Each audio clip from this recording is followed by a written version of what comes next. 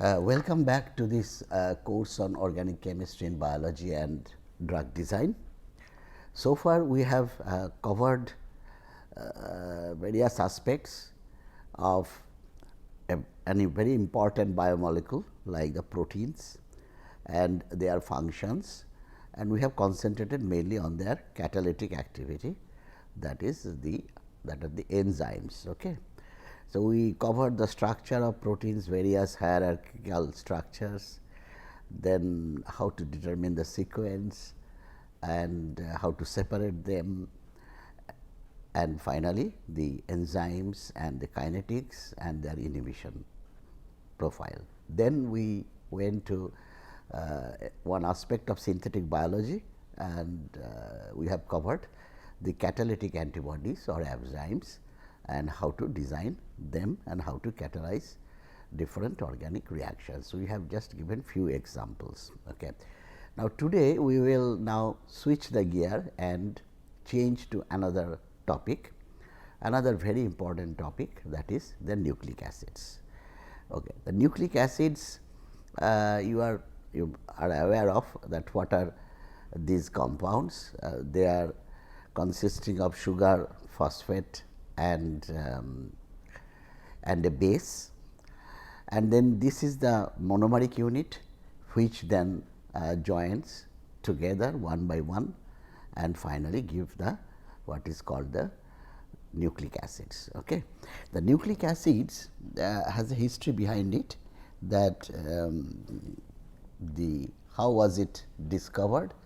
In 1869, Friedrich Meissner, he isolated what he called nuclein from the nuclei of some particular cells, that is pus cells. Pus cells means where we have infections, the cells which are excreted are called the pus cells.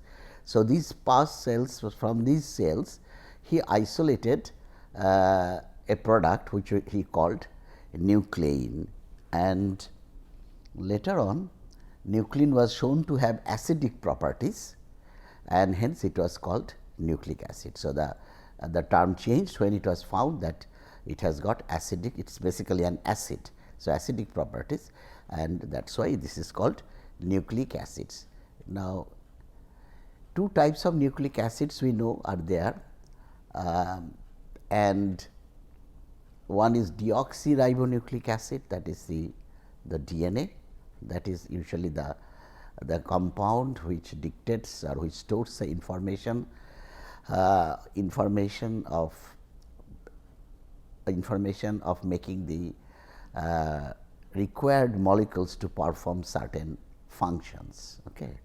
So, that is the deoxyribonucleic acid, or to specifically deoxyribonucleic acid stores the information that via the ribonucleic acids, then it transmits the information and make the proteins that are required to maintain the living system. Okay. Now, DNA is found, you know that there are again broadly there are eukaryotic cells, that is the higher organisms, and there are prokaryotic cells, that is like the bacteria. Okay.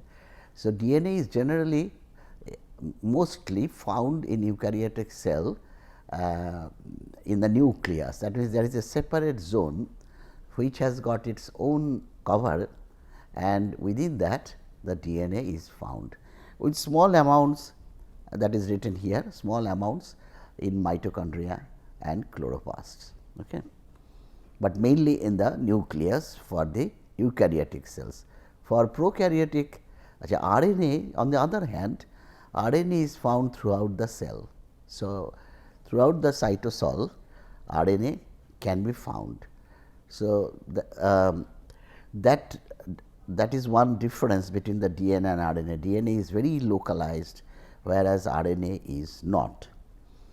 In case of what is not written here, that in case of your prokaryotic cells, then you do not have any particular nucleus. So, the cell has no inner compartment, it is not compartmentalized. So, DNA, RNA and protein are all together in the cytosol. Okay. So, that is the difference, because that is the lower level of organisms. Okay.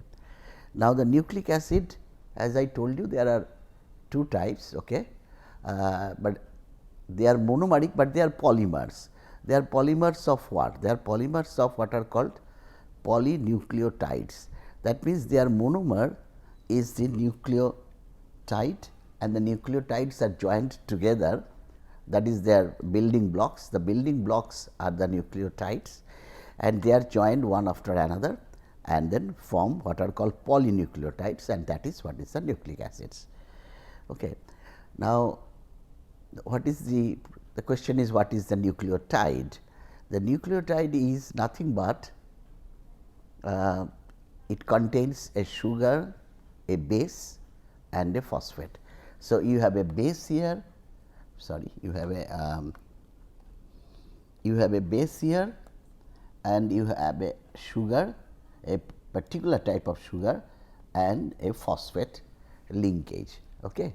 So, that what makes a nucleotide. So, nucleotide I can write that you have a sugar, you have a base, and you have a phosphate. So,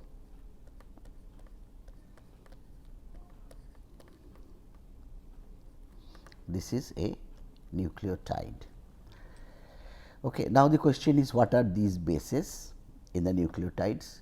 What is the sugar in the nucleotide? And that is also written here, that the sugar is ribose, that is a 5 carbon monosaccharide.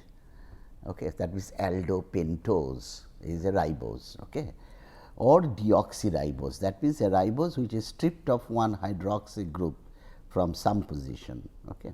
So, the sugar is either ribose or deoxyribose, and then the bases are basically virtually 4 types, but classification wise they are classified as purine bases or pyrimidine bases, depending on the type of heterocycle. This purine and pyrimidine are the names of the heterocyclic system that are present in the bases.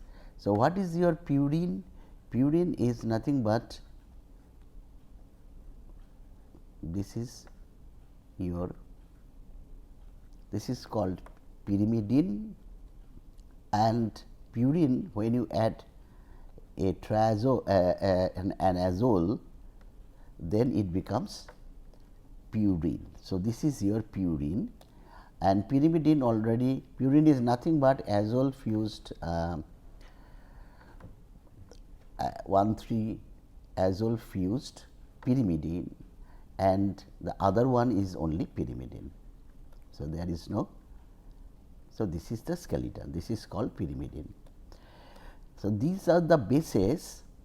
The bases, 2 of the bases will have this heterocyclic ring, and the other 2 bases have this heterocyclic ring. Now, you will notice there are actually, rather than 4 bases, there are 5 bases, and that is because there is a difference in one of the bases in RNA as compared to the DNA. That means, in deoxynucleotide, the bases are adenine and guanine, and the pyrimidine bases are cytosine and thymine. They are written as AGCT, whereas in RNA, instead of thymine you have uracil. So, RNA has the bases A, G and C, U, whereas DNA has bases A, G, C, T. Okay. Now, that is the so, I will show the structure of the bases, that is very important. Interestingly, there are only 4 bases in a particular type of nucleic acid. Okay.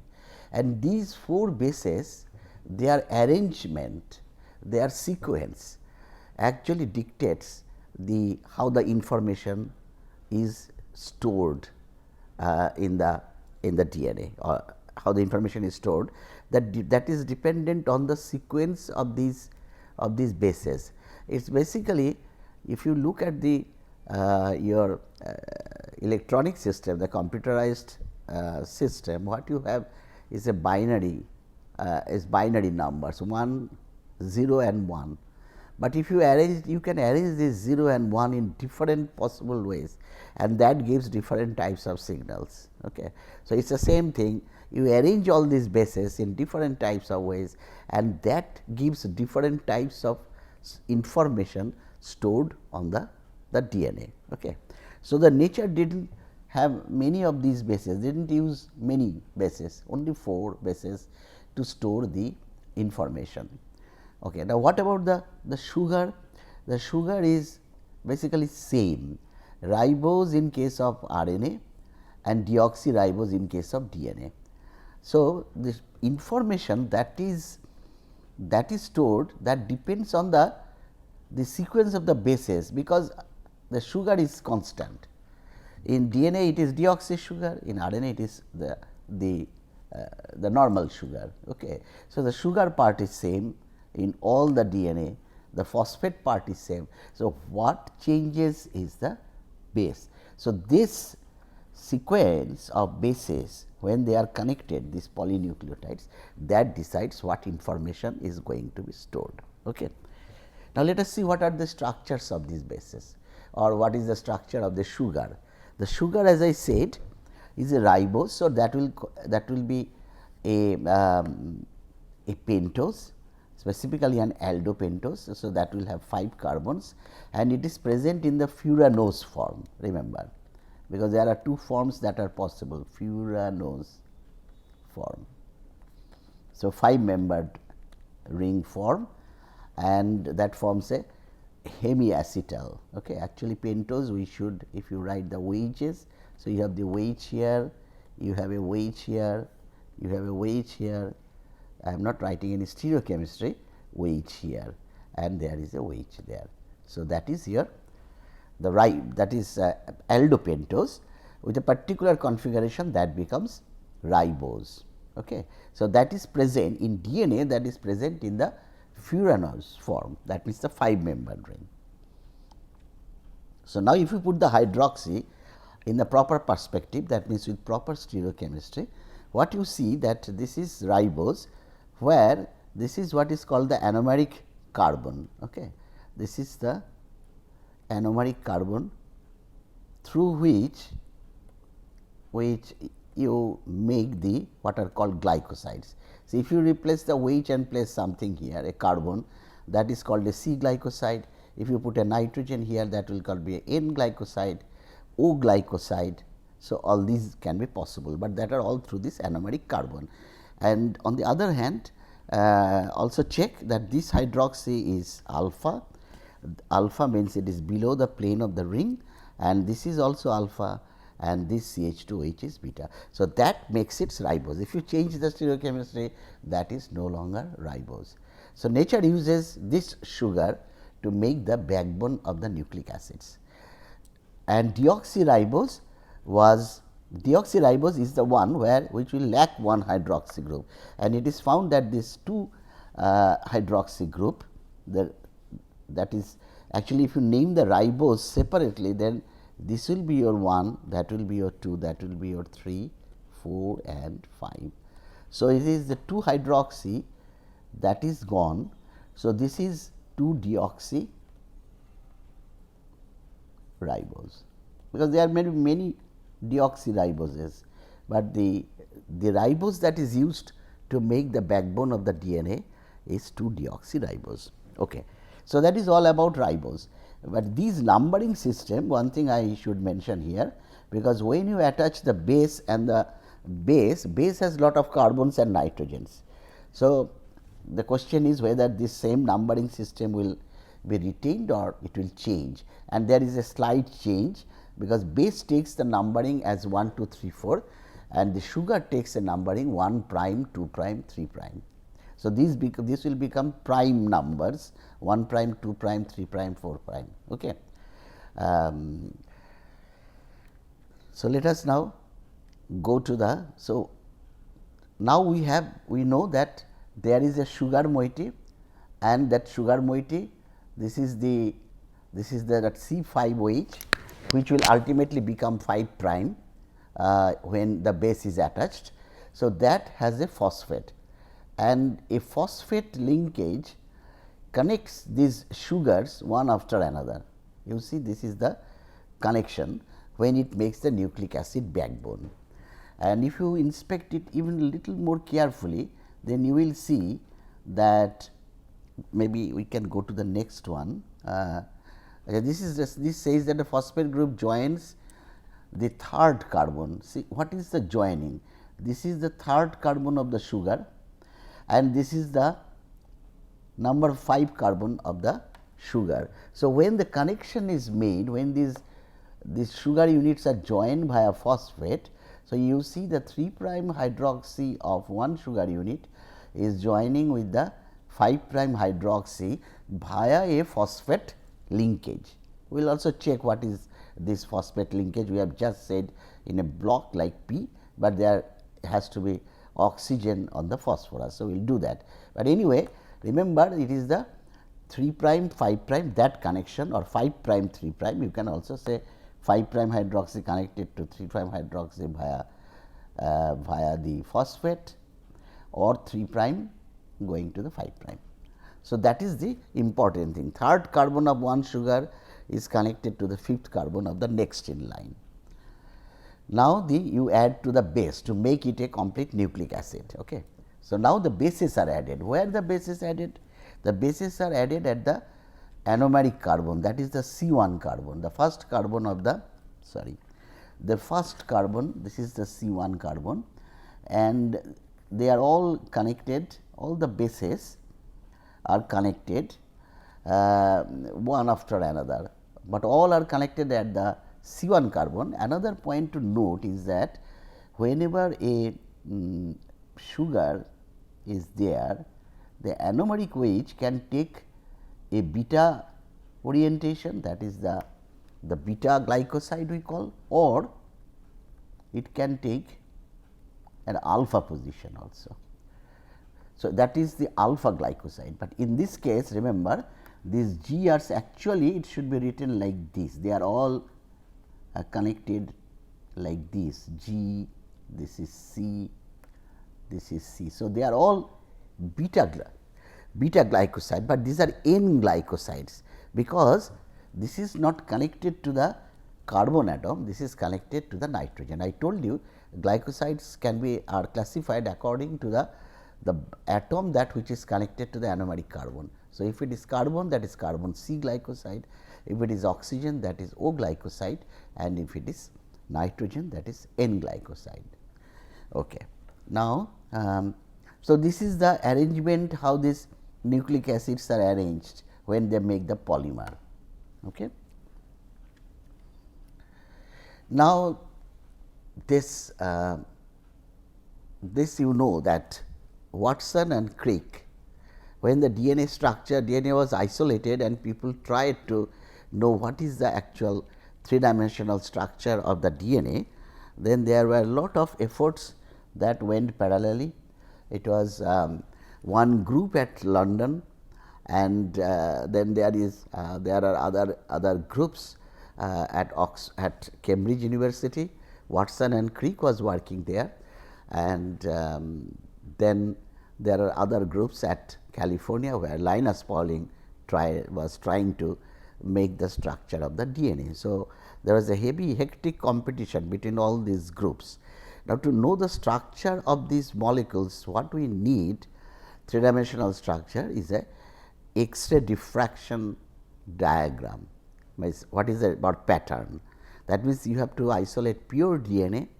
Actually, DNA is isolated not like crystals, but it is like a fiber, and when the fiber, you can take the X-ray data of the fiber, and from that X-ray data, it is not easy, but it was solved ultimately, and it was Watson and Crick who announced in a landmark paper that in 1953 that the DNA has a helical structure, and not only helical structure, there are 2 helix helical strands which are joined together by weak forces and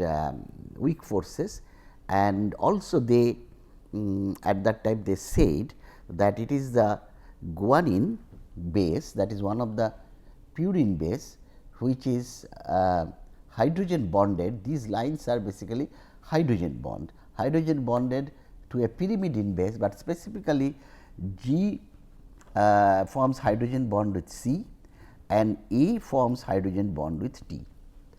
So, what happens that when one strand has all these sequences G, C, A, T, T, then the opposite strand, that is called the complementary strand, that will have bases which can form hydrogen bond with the base that is present in the original primary strand. So, now the sequence of the complementary strand you can write, because there is T and T recognizes A and forms two hydrogen bonds interestingly, and then T A, then it as it is A, that is T, then C G, C G and G C. So, that way the two strands are attached. Now, the force of attachment, that means what is the force by which these two strands of DNA are attached to form a double helix, are not only the hydrogen bonds that attaches the two strands, but also something what is called that these rings are primarily aromatic in nature, and these when the aromatic rings lie one after another in a parallel mode, then there is some stabilizing interaction which is called pi stacking interaction. So, this pi stacking, because all the bases are like in a parallel mode and parallel to each other, and then they form what is called pi stacking. So, this pi stacking also stabilizes the DNA. Now, this when there are two strands in the DNA, that is called double helix, that we know, but sometimes we call that as a duplex DNA. Okay. So, we know that the duplex DNA is formed because of this hydrogen bond, and nature has devised this mechanism because that actually ensures that these bases are all inside, because these are the storehouse of our information. So, what happens, these phosphates are actually exposed outside, but the bases are stacked together inside inward. So, that is basically protecting the DNA from outside agents to damage these structures. Okay.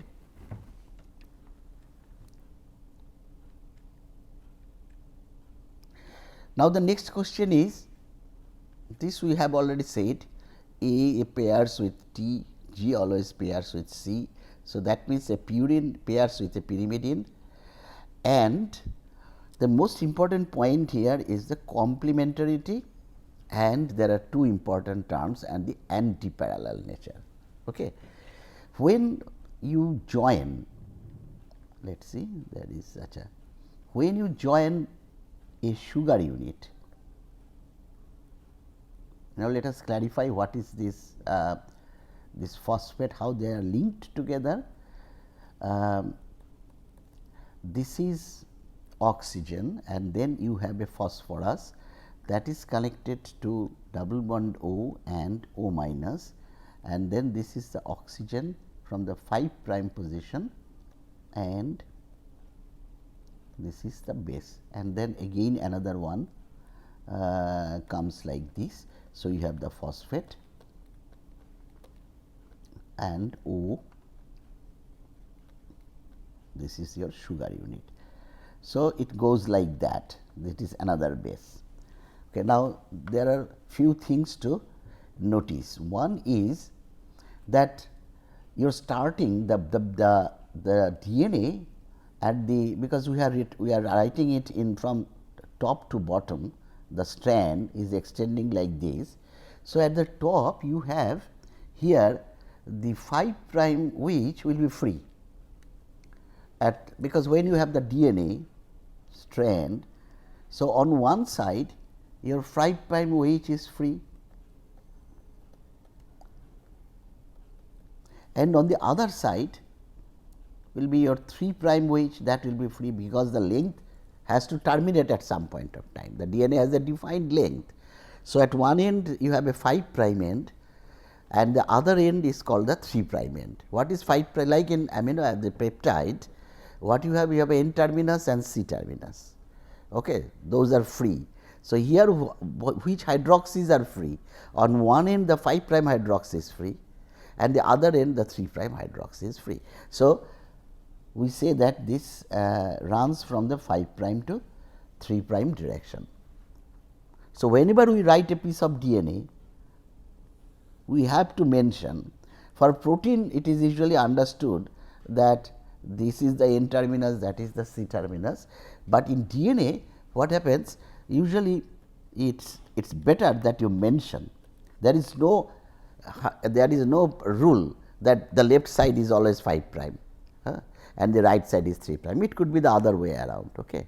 So, when they form the double helix, when the two strands are joined together, then first of all I showed that the force between this attachment of the two things are all weak forces that all the G's are paired up with the C by 3 hydrogen bonds. I will show you where are these 3 hydrogen bonds, and A attaches with T.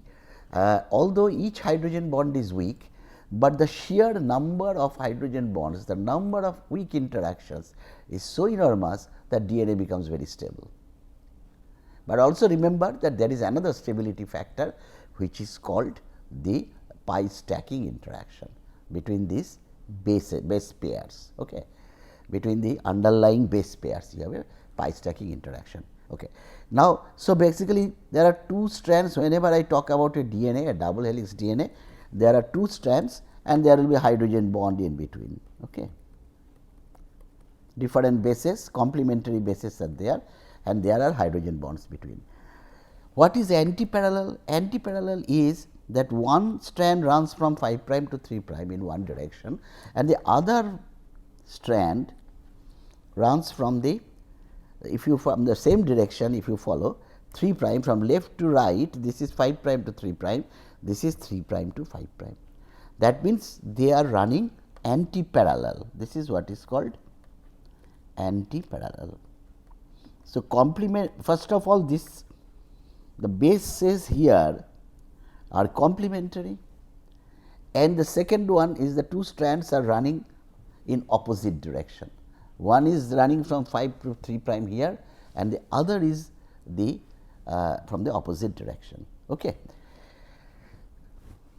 Let us see now where are these. Now, this when before the structure of DNA was known, there was another scientist whose name is Chargaff. Chargaff, he actually was studying, he took a piece of DNA from different sources and he was studying the percentage of A, that is adenine, percentage of guanine, percentage of cytosine and percentage of thymine. These are the 4 bases. See, he was measuring the percentages of this. Now, this turned out to be a very important experiment. What he found, that if you take suppose from man, he isolated some DNA, the percentage of A is 30.9 and percentage of T is 29.4. So, that is within all experimental error they are same, there is not much different, and the percentage of G is this and percentage of C is this. So, G is equal to C and A is equal to T. Okay. So, you take another, say some other species sheep, 29.3 is A and 28.3 is T, and these are two are almost same, 21.4 and 21.0. So, it was after studying the DNA of various species, he came to the conclusion that it is the A by T will be 1, it is all nearly 1, and G by C will also be nearly 1. That means, A percentage of A is equal to percentage of T, percentage of G is equal to percentage of C, and that means, so A by T is 1 as I said, and A by and G by C is also 1. You can also find out what will be the ratio of A plus G and C plus T. Now, A is basically the percentage of A is equal to percentage of T. So, if that is x, so that will be also x. Percentage of G is suppose y. So, percentage of C is also y. So, that means it is 1. So, A plus G, not only A by T is equal to 1, G by C equal to 1, it is also A plus G divided by C plus T is also equals to 1. Okay. Now, this is the famous X-ray crystallographic picture that was taken by the London group. I was telling that there are 3 groups at that time were heavily competing with each other. So, there was one lady scientist, his name is Franklin, Rosalind Franklin. Franklin in 1952 took this is the X-ray picture. Okay. That is the best X-ray picture that one could get at that time. So, Franklin got this picture, and Maurice Wilkins was also working along with him. He was a colleague of her, and he showed this picture to Maurice Wilkins. And Wilkins, this is the what is the truth behind it, nobody knows, but somehow Watson and Crick got hold of this picture, Franklin's picture photograph, and then because Crick was extremely Crick was very good in X-ray crystallography. So, he immediately from showing this, after seeing all these, and he knew that the DNA is helical. Only problem was they could not come out with an explanation that why the percentage of A is equal to percentage of T. The Chargaff's rule, that percentage of A equal to percentage of T and percentage of G is equal to percentage of C. So, that they could not come out. Okay.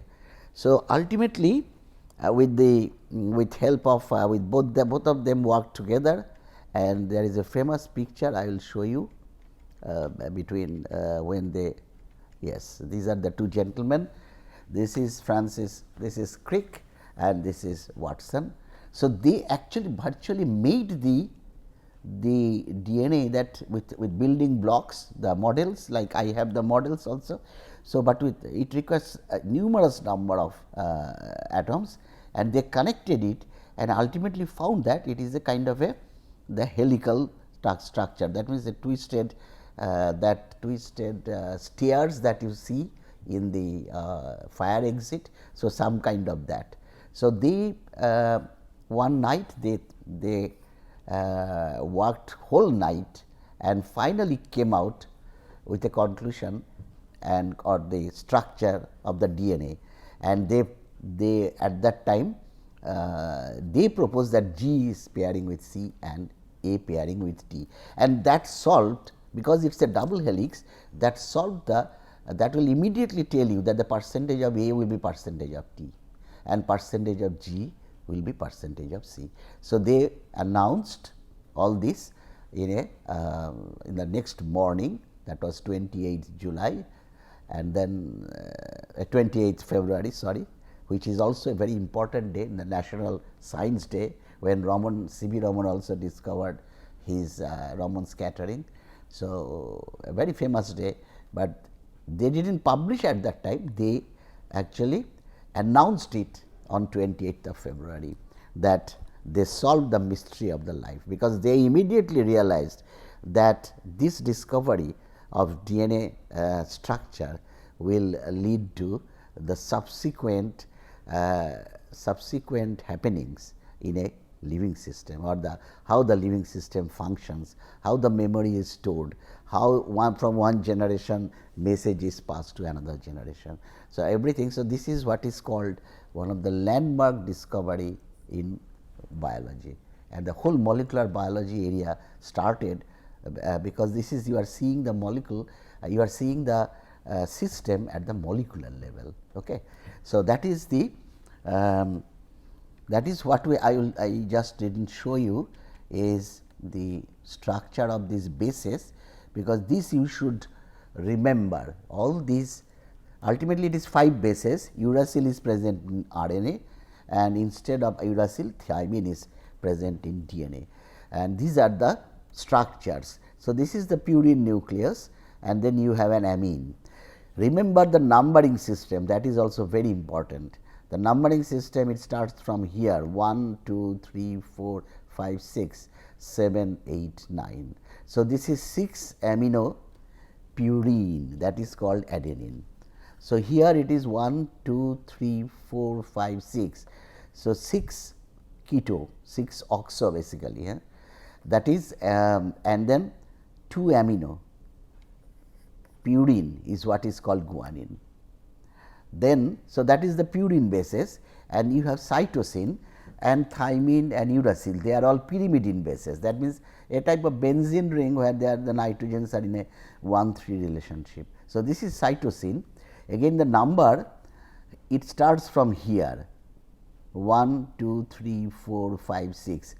Now, sometimes it is really difficult, but you should remember this numbering, because all the time when some reaction takes place on the bases, we generally go by just we will say that the C3 works, C3 has reacted, or N7 nitrogen, N7 is protonated. So, you have to remember this numbering. So, there is this, but in pyrimidine always this is 1, and then it goes to the other nitrogen 1, 2, 3, 4, 5, 6. So, that is same in every one, cytosine and uracil. So, only thing you have to know is that which nitrogen is taken as 1. In pyrimidine this is the one, and in purine this is the number 1 carbon, and then you go to this other nitrogen 1, 2, 3, 4, 5, 6, 7, 8, 9. So, that is that numbering is important, and the Watson-Crick base pairing, that why this is these are forming hydrogen bonds, because exactly in hydrogen bonds what you need is a donor. Donor means some electronegative element with a hydrogen, and an acceptor. The acceptor is another electronegative element. Now, if you look at the structure of thymine, this is the structure of thymine. Thymine has a methyl, this is carbonyl, and this is a pyrimidine ring. So, it has got a NH, it has got a carbonyl and a carbonyl, and adenine, actually this is there is a double bond here. Adenine, there is this NH2. Okay. So, now this NH is a donor, and thymine carbonyl is well placed to make a hydrogen bond with this NH. And on the other hand, this is NH on the thymine, and that NH is becomes a donor. So, this is acceptor, that is donor, and that is now well placed to make. Well placed means the distance criteria, that these are all less than 3 angstrom. So, that they form the hydrogen bond. So, this nitrogen forms the hydrogen bond with the NH, and this carbonyl forms the hydrogen bond with the NH2 of adenine. But the other carbonyl, that is an acceptor, but unfortunately, there is no other group which can donate hydrogen to this carbonyl. So, this has only 2 hydrogen bonds.